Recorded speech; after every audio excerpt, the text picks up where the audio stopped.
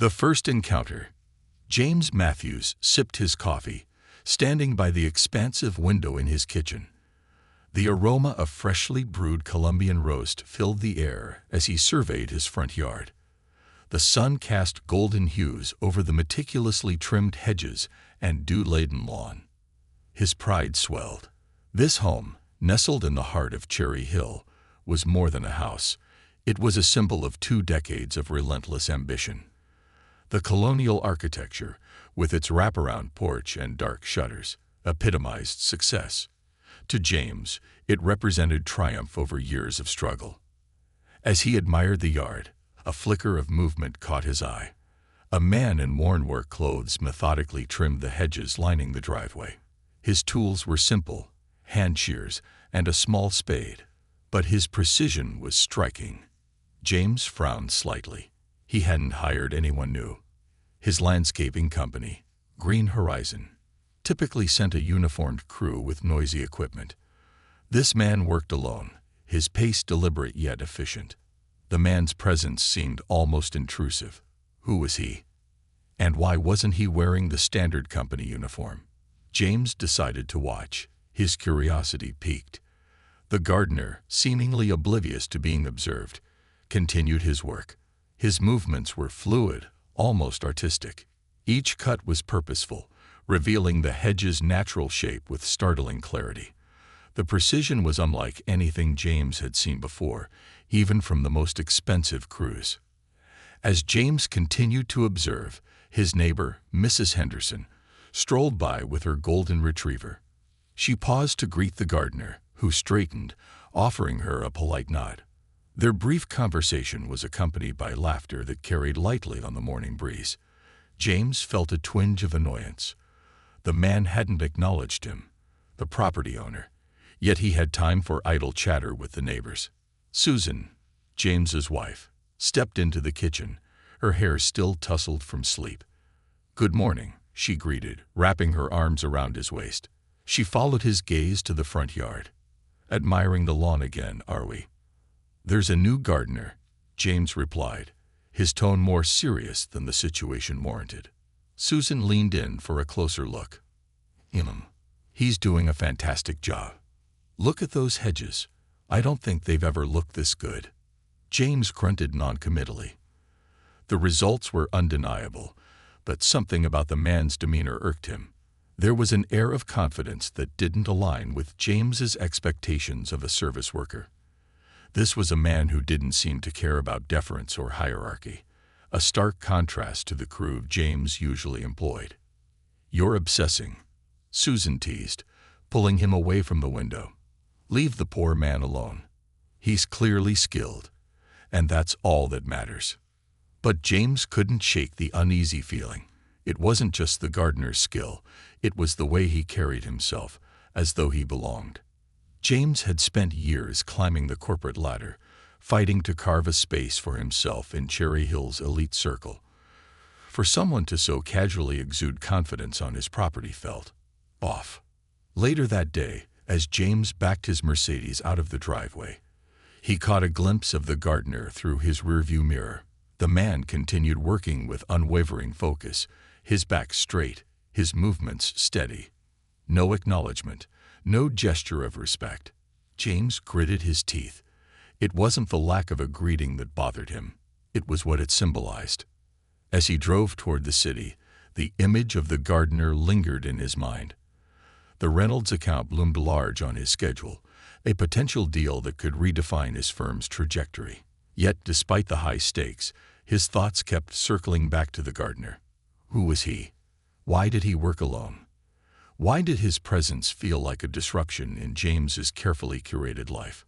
By the time he reached his sleek office building downtown, James had resolved to address the situation. He would call Green Horizon, confirm the man's identity, and establish some ground rules. Leadership, after all, was about setting expectations. He had built his career on that principle, and it had served him well. However, his call to Green Horizon later that afternoon yielded a surprising answer. The company had no record of sending anyone new. The regular crew was scheduled for maintenance the following week. This man, whoever he was, had not been hired by them. James's brow furrowed. If the gardener wasn't from Green Horizon, then who had sent him? More importantly, what was he doing on James's property? The next morning, James decided to confront the man directly. As the sun rose over Cherry Hill, painting the sky with hues of orange and pink, James stood on his porch, arms crossed. The gardener was already there, trimming the rose bushes with the same quiet intensity as before. His tools were neatly arranged in a small cart beside him, and he worked with a focus that seemed almost meditative. "Excuse me," James called, stepping down the porch steps.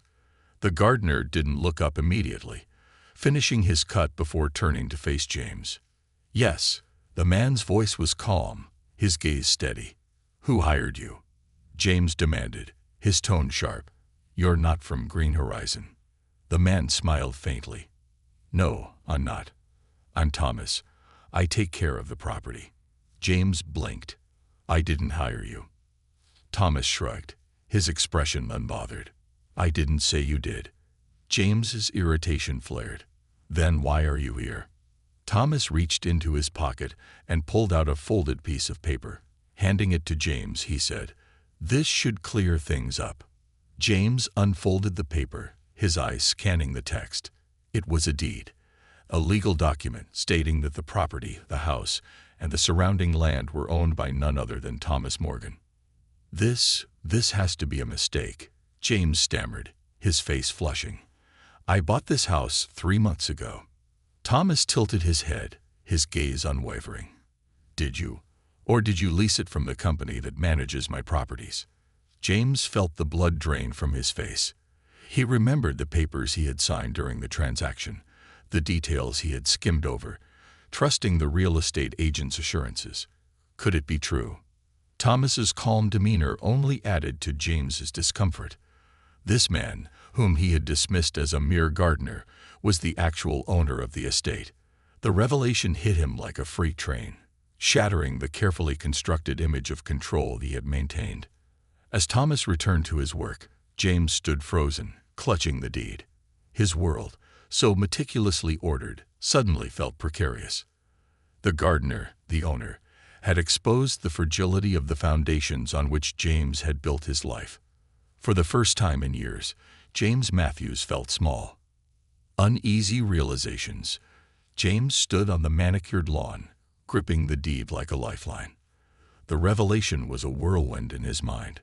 Thomas Morgan, the gardener, was not only the owner of the mansion, but also the land itself. The quiet confidence James had perceived earlier now made sense. It wasn't arrogance. It was ownership, true ownership in a way James couldn't fathom. For a moment, James watched as Thomas returned to his task. He moved with the same measured grace, as if the confrontation hadn't happened at all. Each snip of the shears, each precise cut, was executed with an artistry that seemed both effortless and intentional. James finally mustered the courage to speak again, his voice more restrained this time. "You're telling me you've owned this property all along?" Thomas glanced up briefly, nodding. "That's correct. It's part of a portfolio I've managed for years." James was stunned. "But why are you doing the gardening yourself? Don't you have people for that?" Thomas paused, his gaze thoughtful. "I do, but I enjoy it. There's something grounding about working with your hands, shaping the land. It's a form of meditation for me." The response disarmed James. He wasn't used to hearing people in Cherry Hill talk like that. Here, success was measured in delegation, in hiring others to handle the work that was deemed beneath you.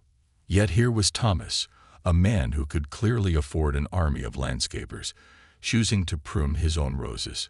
James felt an uncomfortable mix of emotions: embarrassment, frustration, and an inexplicable pang of envy.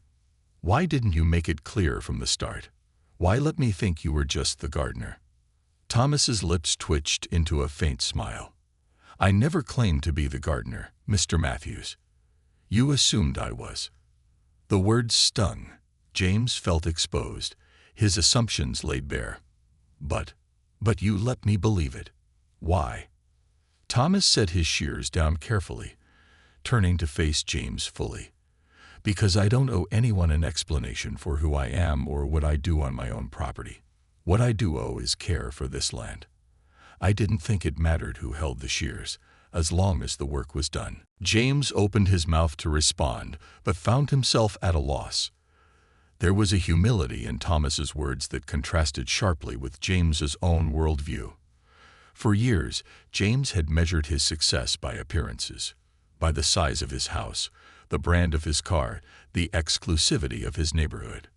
Thomas, on the other hand, seemed indifferent to such displays, confident in his identity without needing validation. The conversation ended awkwardly, with James retreating to the house under the pretense of needing to prepare for work.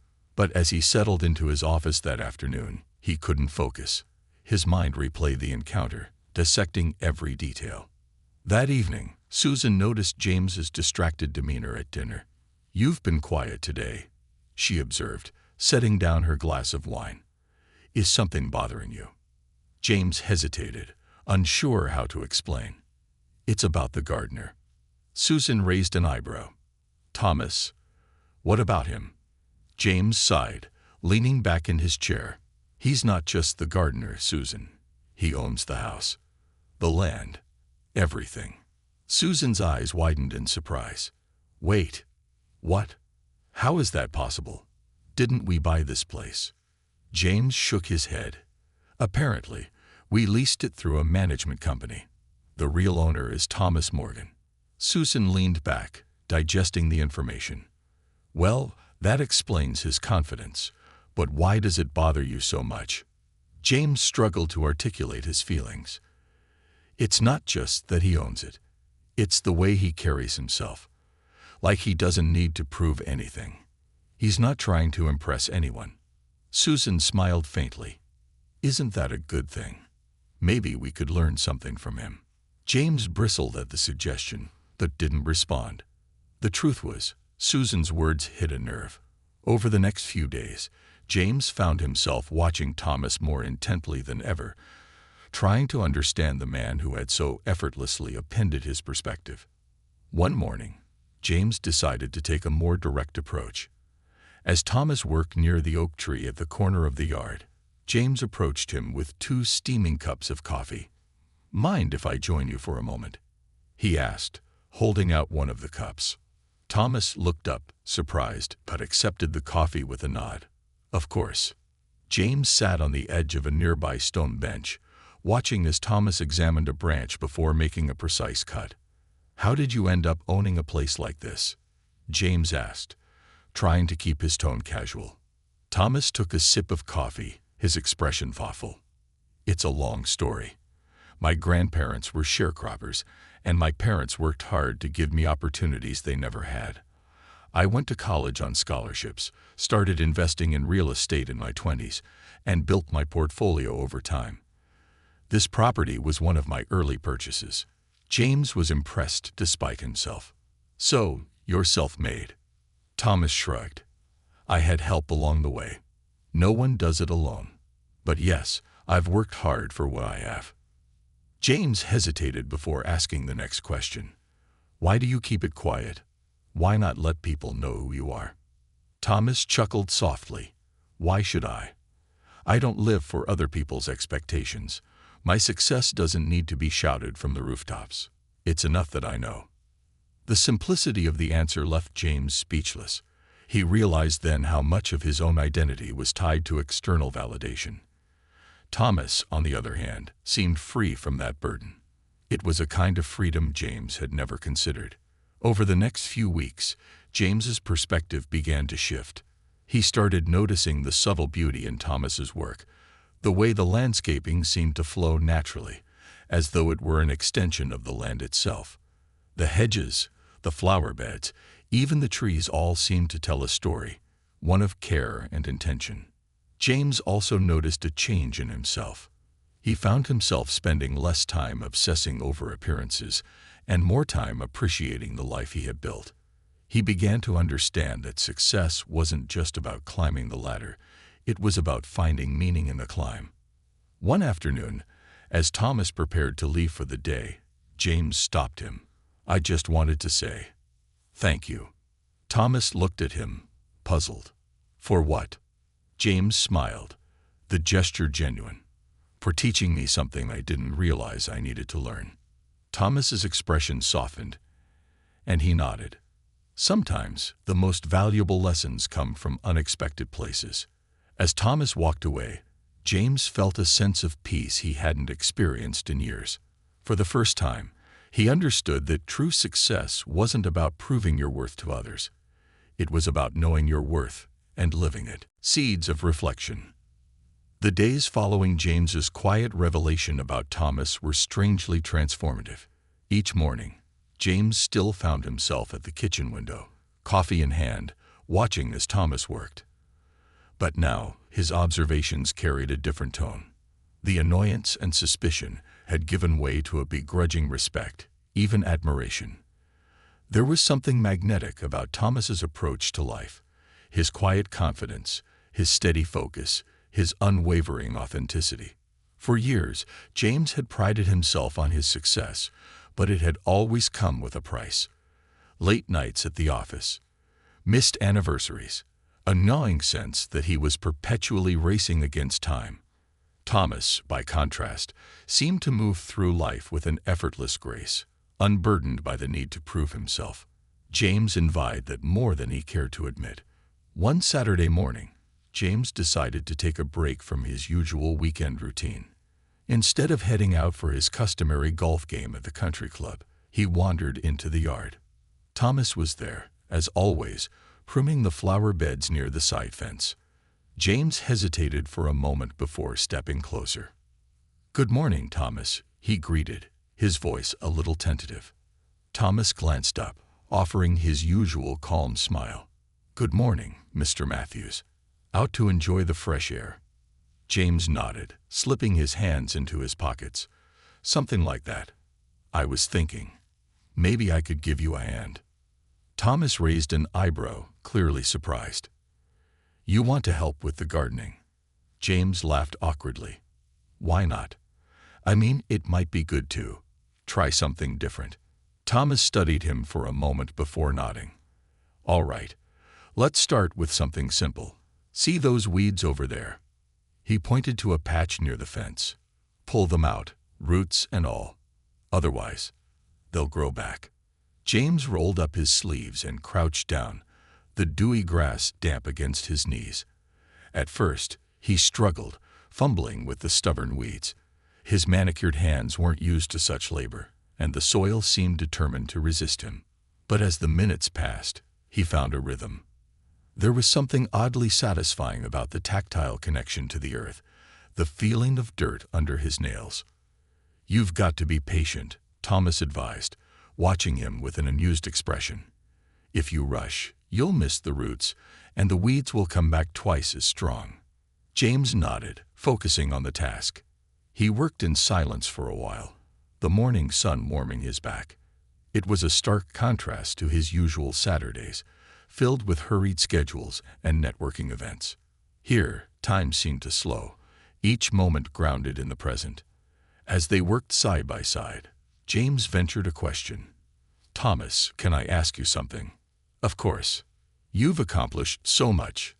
This property, your career, your investments. But you don't seem driven by it. Why?" Thomas paused, his hands resting on the handle of his shears. "Because I learned a long time ago that wealth isn't the goal. It's a tool. It gives you options, but it doesn't define who you are." James frowned, pondering the words. "But doesn't it feel good to know you've made it?" Thomas smiled faintly. "Sure, it's satisfying. But the feeling fades if you don't have something deeper grounding you. For me, it's about creating. Whether it's a business, a garden, or a relationship, the act of nurturing something, watching it grow. That's where the real joy is." James fell silent, digesting the thought. He had spent so much of his life chasing achievements, but he couldn't remember the last time he had truly felt fulfilled. Even his successes, while satisfying in the moment, always left him hungry for more. He wondered what it would be like to shift his focus, to find fulfillment in the act of creation rather than the outcome. That evening, James joined Susan on the porch, a glass of wine in hand. The air was cool and crisp, carrying the faint scent of freshly turned soil. He watched as the sun dipped below the horizon, painting the sky in hues of orange and pink. "You're quiet again," Susan remarked, leaning against the porch railing. "Still thinking about Thomas?" James nodded. "He's different. He sees the world in a way I've never considered before." Susan smiled knowingly. "He's opened your eyes a bit, hasn't he?" James sighed, swirling the wine in his glass. "Yeah, he has. I spent so much time focused on climbing the ladder, on proving myself, that I'd never stopped to think about why I'm doing it. Thomas doesn't seem to care about that. He's just content." Susan reached over, placing a hand on his. "Maybe that's something we can learn from him. Life isn't just about the destination, James. It's about the journey." Her words stayed with him long after they went inside. That night, as James lay awake in bed, he thought about the choices he had made, the sacrifices, the compromises, the relentless pursuit of success. For the first time, he wondered if there might be another way. The following week, James surprised everyone, including himself, by taking a few days off work. He spent the mornings in the yard with Thomas, learning the intricacies of pruning, planting, and cultivating the land. It was hard work, but it was also oddly therapeutic. He found himself noticing details he had never paid attention to before: the way the sunlight filtered through the leaves, the subtle fragrance of blooming flowers, the quiet hum of life all around him.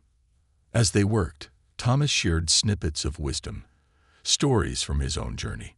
He talked about the challenges he had faced, the lessons he had learned, and the values that guided him. James listened intently, soaking in the insights like a parched plant absorbing water. One day, as they worked on a particularly stubborn patch of overgrowth, James asked, "Do you ever feel like you're missing out? On the bigger picture, I mean."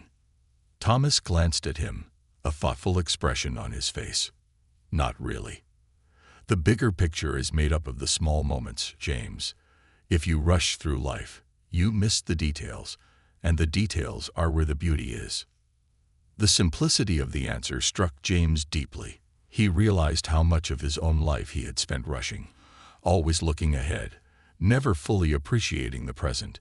In the small moments he had shared with Thomas, he began to see the world through a different lens, one that valued connection, creativity, and presence over status or achievement. By the end of the week, James felt like a different person. He wasn't sure what had shifted, but something inside him had changed. He no longer felt the same need to prove himself, to measure his worth against others. Instead, he felt a quiet sense of purpose, a desire to cultivate meaning in his own life. As he stood on the porch that evening, watching the sunset with Susan, he realized he was finally beginning to understand what Thomas had been trying to teach him all along. Success wasn't about the size of your house or the brand of your car. It was about finding joy in the small moments, the everyday acts of creation and care. And for the first time in years, James felt truly at peace. Breaking the mold. James Matthews awoke early on Saturday morning, the faint glow of dawn spilling into the bedroom. For the first time in years, he felt no urgency to check his email or review the latest market reports. Instead, he lay still, listening to the sounds of the house, the faint hum of the refrigerator, the creak of wood as the house settled, the distant chirping of birds. It was a kind of quiet he hadn't appreciated before, a stillness that felt inviting rather than unsettling. Susan stirred beside him, her hand brushing his arm. "You're up early," she murmured, her voice thick with sleep. "I thought I'd spend some time in the yard," James replied softly. "Thomas mentioned planting new bulbs before the weather turns. I'd like to help." Susan opened her eyes, surprised. "You're really getting into this gardening thing, aren't you?" James smiled. "It's more than that. It's grounding. I think I needed something like this." She propped herself up on one elbow, studying him. "I like this side of you, James. You seem lighter." James nodded, recognizing the truth in her words. For years, he had carried an invisible weight, the constant pressure to succeed, to maintain appearances, to live up to the expectations he had set for himself. But now, working alongside Thomas, he had begun to see life differently. The weight was still there, but it felt manageable, like a backpack he could choose to put down when the journey allowed. As James stepped into the crisp morning air, he found Thomas already at work. The older man was kneeling in the flower beds, carefully digging small holes for the tulip bulbs he had brought. A bucket of freshly prepared soil sat nearby, its dark richness a stark contrast to the lighter, sandy soil of the yard. "Good morning, Thomas," James greeted, grabbing a pair of gloves from the tool cart. "What's on the agenda today?" Thomas looked up, his usual calm smile in place. "Good morning, James. We're planting these tulips for the spring. They'll add a nice pop of color to the yard." James knelt beside him, mimicking his movements. The work was simple but meticulous. Each bulb had to be placed at the right depth, covered with soil, and gently patted down to ensure proper growth. As they worked, James found himself asking questions, not just about gardening, but about life. "Thomas, have you ever felt like you didn't belong somewhere?" James asked, his hand steady as he planted another bulb. Thomas paused, his gaze thoughtful. "Of course. I think everyone feels that way at some point. The key is to understand that belonging isn't about fitting in. It's about finding where you can thrive." James nodded slowly. "I spent so much of my life trying to fit into places, to prove that I belong. It's exhausting." Thomas chuckled softly. "That's because you're chasing the wrong kind of validation. Belonging isn't something you earn from others. It's something you create for yourself." The simplicity of the statement resonated deeply with James. He had always thought of success as a ticket to belonging, a way to claim his place among the elite. But Thomas's words suggested a different path, one where belonging came from within, from the choices you made, and the life you built for yourself. As the morning wore on, they moved to the far corner of the yard, where a neglected patch of earth awaited transformation. The soil was rocky and dry, resistant to the shovel's blade. It was the kind of work that James would have once dismissed as tedious, but now he found it oddly satisfying. With each swing of the shovel, each clump of earth turned, he felt a connection to the land, a sense of accomplishment that had nothing to do with money or status. While they worked, Thomas shared more about his life. He talked about his grandparents, who had tilled the soil of a small farm with little more than hope and determination. He spoke of his parents, who had fought to give him opportunities they never had, and of the mentors who had guided him along the way. "What about you, James?" Thomas asked as they took a break, leaning against the fence. "What drove you to where you are today?" James hesitated, unsure how to articulate his journey. "I guess it started with wanting more. I grew up middle class, but I always felt like I had to prove something to my parents, to my colleagues, to myself. I thought if I could just reach a certain level of success, I'd feel secure." Thomas nodded, his expression understanding. "And did you?" James laughed bitterly. "Not really. Every milestone just led to another goal, another rung on the ladder. It's like running a race that never ends." Thomas took a sip of water from his canteen. "That's the trap, James. We think we're chasing security or happiness, but what we're really chasing is approval. The problem is, external approval is fleeting. It's like chasing the wind." James fell silent, the truth of Thomas's words sinking in. He thought of the countless hours he had spent in the office, the sacrifices he had made, the moments he had missed with Susan. All for what? A fleeting sense of accomplishment, a brief nod of approval from those who barely knew him. By the time they finished for the day, the neglected patch of earth had been transformed. Rows of newly planted bulbs lay beneath the soil, promising bursts of color in the spring.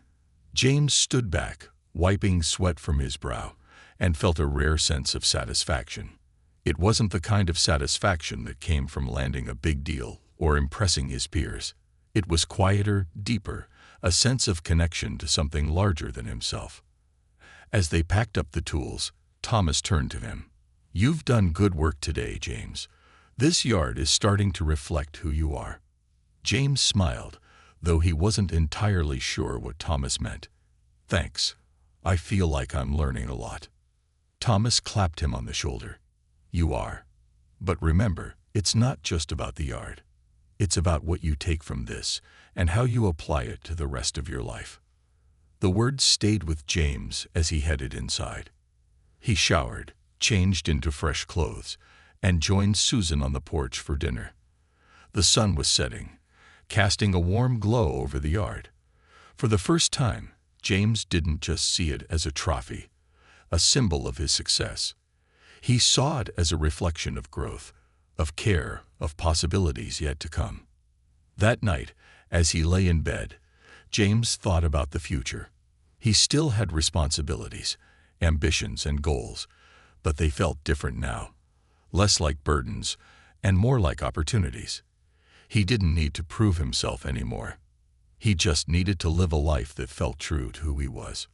And for the first time in a long while, James Matthews felt like he was on the right path. The challenge of change. The following week marked a turning point for James Matthews. His mornings no longer began with rushed coffee and hurried glances at his email inbox. Instead, they started with deliberate walks through the garden, where he examined the progress of the plants he had helped Thomas nurture. Each leaf, each budding flower, felt like a small victory. It wasn't just the garden that was growing. James was changing too. However, the transition wasn't without its challenges. The world outside the tranquil confines of his yard was not as forgiving as the soil he now tended. The demands of his career, the expectations of his colleagues, and the norms of his high-achieving social circle all loomed large, threatening to pull him back into his old ways. One such challenge arose during a high-stakes meeting with the Reynolds account, a pivotal deal that James had been working on for months. The clients were seated across the polished conference table, their sharp suits and even sharper gazes reminding James of the cutthroat world he had spent decades mastering. "Mr. Matthews," one of the Reynolds representatives began, his tone brisk, "we need assurances that your firm can meet the aggressive timelines we've outlined. This project isn't just about financial viability. It's about speed." James leaned forward, his hands clasped on the table. The old James would have immediately committed, eager to secure the deal at any cost. But something in him hesitated. He thought of the lessons he had learned from Thomas, about the importance of intentionality and balance. For the first time, he questioned whether the relentless pursuit of success was worth sacrificing the values he was beginning to embrace. With respect, James began, his voice measured. "While we are confident in our ability to meet your needs, I believe it's equally important to ensure that the project is approached sustainably. Rushing might yield quick results, but it could compromise the long-term integrity of the work." The room fell silent. James could feel the weight of the moment, the tension as the clients exchanged glances. His colleagues shifted uneasily in their seats, clearly unaccustomed to this approach. James's heart pounded in his chest, but he held his ground. Finally, the lead representative nodded. "An interesting perspective, Mr. Matthews. Let's discuss how we can strike that balance." The relief was palpable, but more than that, James felt a sense of pride. He had stayed true to himself, even in the face of pressure. It was a small victory, but it felt monumental. At home, James shared the experience with Susan over dinner. She listened intently, her expression thoughtful. "You're really changing, James," she said. "The way you talk, the way you approach things, it's different." James smiled, sipping his wine. "I think it's Thomas's influence. Working with him has given me a new perspective." Susan nodded. "It's not just about Thomas, though. You're the one choosing to change. That takes courage." Her words warmed him, but they also made him reflect on the road ahead. Change was never easy, especially when it required redefining your identity. For years, James had been the consummate professional, the ambitious go-getter. Now he was learning to be something else, something more. The next day, James found himself back in the yard, helping Thomas clear a section of overgrown shrubs near the driveway. The work was demanding, but James welcomed the challenge. Each cut of the shears, each branch hauled away, felt like an act of transformation, not just for the yard, but for himself. As they worked, James noticed a car slow down as it passed the house.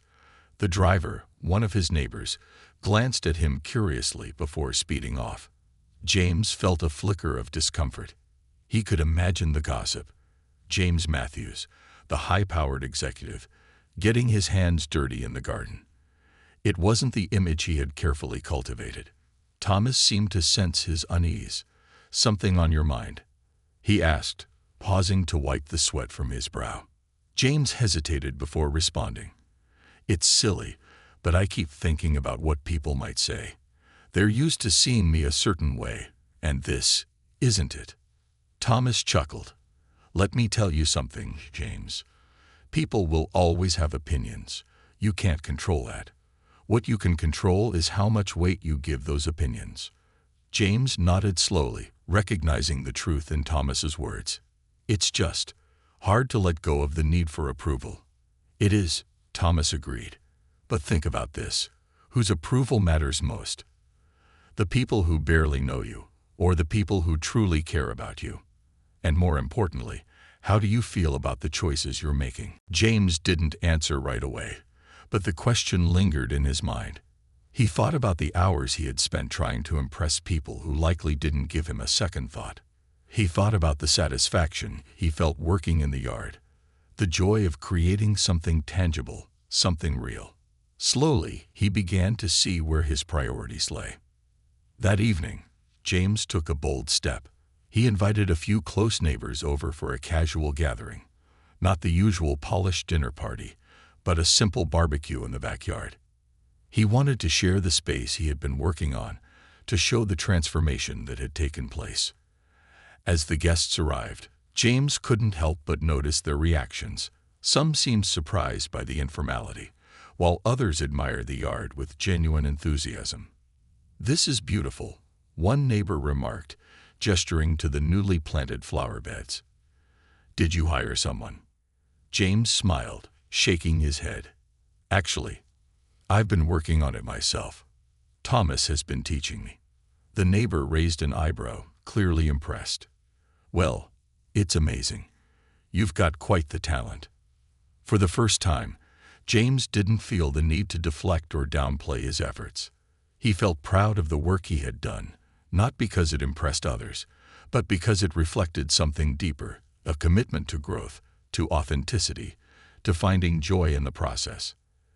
As the evening wound down and the last guests departed, James sat on the porch with Susan, a sense of contentment washing over him. The yard, illuminated by soft string lights, felt like a sanctuary, a place where he could be himself, free from the pressures of the outside world. "You did good today," Susan said, leaning her head on his shoulder. "I think people saw a different side of you." James nodded, his gaze on the garden. "I think I'm seeing a different side of myself, too." And as the stars appeared overhead, James felt a quiet certainty. The changes he was making weren't just temporary. They were the beginning of something lasting, something true. For the first time in years, he wasn't just building a life. He was living it. Strength and vulnerability. As James sat on the porch, the warmth of the evening wrapping around him like a comforting blanket, he let his mind wander. The gathering had been a success, but what struck him most was not the compliments or the pleasant conversations. It was the realization that he had been vulnerable in a way he hadn't allowed himself to be in years. Sharing his efforts in the garden, admitting he was learning from Thomas, and embracing a less polished version of himself had been a leap of faith. Susan's head rested lightly on his shoulder, and her presence felt grounding, a reminder of how far they had come together. She had always been his anchor, even when he was too wrapped up in his ambition to notice. Now, as they sat in silence, James felt a surge of gratitude for her patience and support. "I've been thinking," he said softly, breaking the silence, "about what Thomas said earlier, about whose approval matters." Susan tilted her head to look at him, her expression encouraging. "And," James exhaled, his gaze fixed on the soft glow of the garden lights, "I've spent so much time trying to live up to an image, to impress people who don't really matter. But tonight, seeing everyone here, seeing how they responded to something genuine, it felt different, better." Susan smiled, her fingers tracing gentle patterns on his arm. "That's because it is different. You weren't trying to impress anyone tonight. You were just sharing something real." James nodded, the weight of her words settling over him. "It's liberating, in a way, to let go of the need for perfection." Susan laughed softly. "Perfection's overrated, James. You're learning to embrace life as it is. And that's beautiful." The next morning, James felt a renewed sense of purpose. He joined Thomas in the yard as usual, but this time their conversation took on a deeper tone. As they worked, James found himself opening up in ways he hadn't before, sharing stories about his upbringing, his struggles to find his footing in the corporate world, and the insecurities that had driven his relentless pursuit of success. Thomas listened without judgment, his hand steady as he pruned a wayward branch. "You've spent a lot of your life chasing stability," he said thoughtfully. "That's not a bad thing. But sometimes, stability isn't about control. It's about resilience. It's about knowing you can weather the storms, not about avoiding them altogether." James paused, considering the idea. "I think I've always equated control with security. If I could just keep everything perfectly aligned, nothing could go wrong." Thomas smiled, shaking his head. "But life doesn't work that way, does it? It's messy, unpredictable. That's why it's important to focus on what you can control, your choices, your values, your actions." James nodded, a sense of clarity washing over him. He had spent so much energy trying to control external circumstances, but perhaps it was time to shift his focus inward, to cultivate the kind of inner strength that could withstand life's inevitable uncertainties. Later that week, James decided to put his newfound perspective to the test. At the office, he had noticed tension among his team. A major project deadline was approaching, and the pressure was palpable. In the past, James might have responded with demands for longer hours or stricter oversight, but this time, he chose a different approach. He called a team meeting, gathering everyone in the conference room. "I know this project has been challenging," he began, his tone measured, "and I want to acknowledge the effort each of you has put in. But I also want to remind you that we're a team. And part of being a team is supporting each other, not just pushing through at all costs." His team exchanged surprised glances, clearly unaccustomed to this softer, more collaborative side of their boss. James continued, "Let's take a step back and reassess. Are there areas where we can streamline? Tasks we can reprioritize? If we work smarter, not harder, we can achieve the results we need without burning out." The discussion that followed was productive, filled with ideas and solutions. By the end of the meeting, the tension in the room had eased, replaced by a sense of shared purpose. For James, it was a small but significant victory, a confirmation that leadership didn't always have to be about control and authority. Sometimes it was about trust and collaboration. That evening, as James returned home, he felt a sense of accomplishment that went beyond professional success. He had taken another step toward becoming the person he wanted to be, not just a successful executive, but a leader who inspired and uplifted others. In the yard, Thomas was finishing up for the day, his tools neatly packed away in his cart. James approached him, his hands tucked into his pockets. "Thomas," he began, his voice tinged with gratitude, "I just wanted to thank you for everything." Thomas looked up, his expression calm but warm. "You don't need to thank me, James. You've done the work. I've just been here to point you in the right direction." James smiled, his gaze sweeping over the garden that had become a metaphor for his own growth. Still, I wouldn't have gotten here without you. You've helped me see things differently." Thomas nodded, his eyes crinkling at the corners. "Well, that's the beauty of growth, isn't it? It's never just one person's journey. We all learn from each other."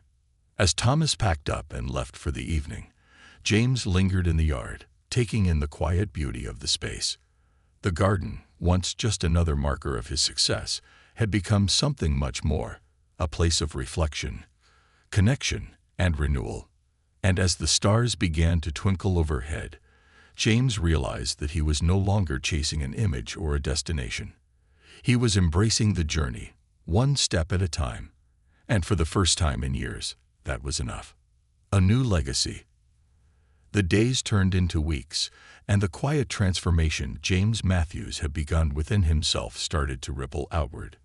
His interactions with Susan, his colleagues, and even his neighbors took on a new depth. The man who once measured his worth by his achievements was now finding value in connection, creativity, and authenticity. But change, as James was learning, didn't come without resistance. The routines and expectations of his old life were not so easily set aside, and there were moments when doubt crept in, whispering that his newfound perspective might be naive in the cutthroat world he inhabited. One such moment came during a corporate networking event hosted by the Cherry Hill Country Club. James had attended out of obligation, donning the same tailored suit that had long been his armor in professional settings. The room was filled with familiar faces, executives, lawyers, doctors, all engaged in the subtle dance of status and influence. As James moved through the crowd, exchanging polite greetings and handshakes, he couldn't help but feel a sense of detachment. The conversations, once energizing, now felt hollow, filled with carefully crafted soundbites rather than genuine exchange. He found himself longing for the quiet simplicity of the garden, the honest work he had come to cherish. "James," called the voice, pulling him from his thoughts. It was Martin Reynolds, the head of the Reynolds account, with whom James had recently struck the delicate balance between meeting expectations and maintaining integrity. "I hear you've been spending your mornings in the dirt," Martin said with a chuckle, his tone a mix of curiosity and amusement. James smiled, unbothered by the comment. "You could say that. I've been working on my yard, learning from someone who knows far more about it than I ever will." Martin raised an eyebrow, clearly intrigued. "And what have you learned?" James took a sip of his drink, his gaze steady.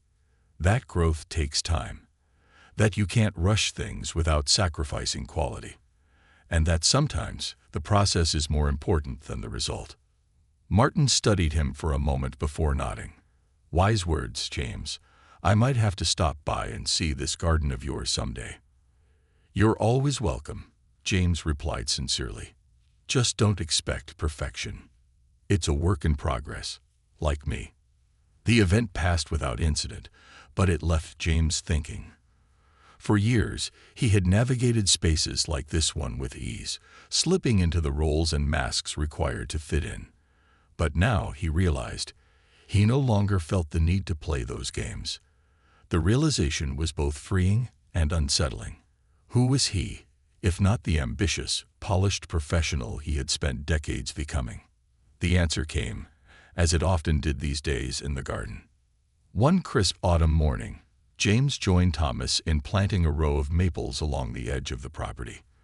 The task was arduous, digging deep holes, ensuring the roots were properly placed, and securing the young trees with stakes. But James relished the challenge. Each tree, he thought, was a testament to growth, resilience, and the patience required to build something lasting. As they worked, James shared his thoughts. "It's strange," he said, leaning on his shovel, "how much my priorities have shifted. I used to think success was about climbing the ladder, reaching the top. Now I'm not even sure what the top looks like." Thomas nodded, adjusting the stake on one of the saplings. "The top isn't a place, James. It's a mindset. Success isn't about where you are. It's about how you live. Are you doing work that matters to you? Are you building relationships that enrich your life? Are you leaving something meaningful behind? James considered this, his gaze on the line of newly planted trees. I guess I'd spent so much time chasing an idea of success that I never stopped to ask what it meant to me. But now, I think I want to leave something that lasts, not just for me, but for others. Thomas smiled, a rare glint of pride in his eyes. Then you're on the right track. That afternoon, James made a decision that had been simmering in the back of his mind for weeks. He invited Thomas to join him and Susan for dinner. The invitation was unexpected. Thomas had always maintained a professional distance outside of their work in the garden, but he accepted graciously. The dinner was simple yet heartfelt. As they shared a meal, James and Susan learned more about Thomas's life, his passions, and his philosophy. They discovered that he had not only built his wealth through real estate, but had also quietly supported community projects, scholarships for underprivileged students, funding for local parks, and mentorship programs for young entrepreneurs. "You've done so much," Susan said, her admiration evident, "and yet you keep such a low profile." Thomas shrugged, his demeanor humble. "It's not about recognition. It's about impact. If I can help others find their way, that's enough for me." James felt a pang of guilt as he thought about how he had once dismissed Thomas as just a gardener. Now he saw the depth of the man's character, the quiet strength that came from knowing who you were and what you stood for. As the evening drew to a close, James raised his glass in a toast. "To Thomas, for teaching me more about life in a few months than I've learned in years, and for showing me what it means to truly grow." Thomas inclined his head, a faint smile playing at his lips. "To growth," he echoed, "in all its forms." In the weeks that followed, James began to act on the lessons he had learned. He started mentoring younger colleagues at his firm, sharing not just his professional expertise, but also his evolving perspective on life. He volunteered at a local community center, helping to create a program that combined career guidance with hands-on activities like gardening, a nod to the lessons Thomas had imparted. The garden itself became a living symbol of his journey. Under Thomas's guidance, James and Susan transformed it into a space of beauty and purpose. They planted a small vegetable patch, installed a bench beneath the old oak tree, and created pathways that invited exploration and reflection. Neighbors began to take notice, stopping by to admire the transformation. Some even asked for advice. Curious about the techniques James and Thomas had used, it became a point of connection, a way for James to share what he had learned and to build relationships that were genuine and meaningful. One evening, as James sat on the bench beneath the oak tree, he felt a profound sense of peace. The garden was quiet, bathed in the golden light of sunset. Susan joined him, her hand slipping into his. "You've changed so much," she said softly. "It's like you found a part of yourself that was missing." James nodded, his gaze on the line of young maples at the edge of the yard. "I think I have. And it's because I finally stopped chasing the wrong things." They sat in silence for a while, the sounds of the evening filling the space between them. James thought of Thomas, of the lessons he had learned, of the legacy he hoped to build, not one measured in wealth or accolades, but in relationships, in growth, in impact. For the first time in years, James Matthews felt truly successful.